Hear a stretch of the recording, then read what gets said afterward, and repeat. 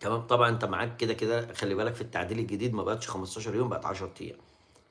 في التعديل الجديد بقت 10 أيام بعد القصة اللي حصلت الماتش بتاع السنة اللي فاتت في مارس، فالقصة بقت 10 أيام مش 15 يوم. فبيقول لك الأهلي طلب لماتش بيراميدز مبدئيًا وماتش ال ال ال ال الزمالك، وبرضه اللي طلع اتكلم فيه الإعلام الأهلاوي، خلاص. فأنت ما هو أنت يعني بتقول لي ليه الأهلي طلب، صح؟ صح؟ بتقول لي الأهلي طلب، طب تمام. طب أمّا بتقول لي الأهلي طلب، الأهلي طلب بُقِّيقي يعني؟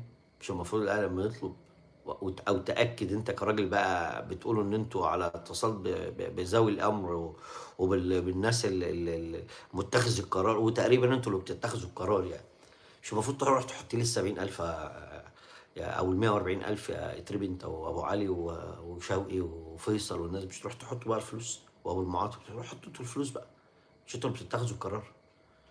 فأنتم قلتوا الأهلي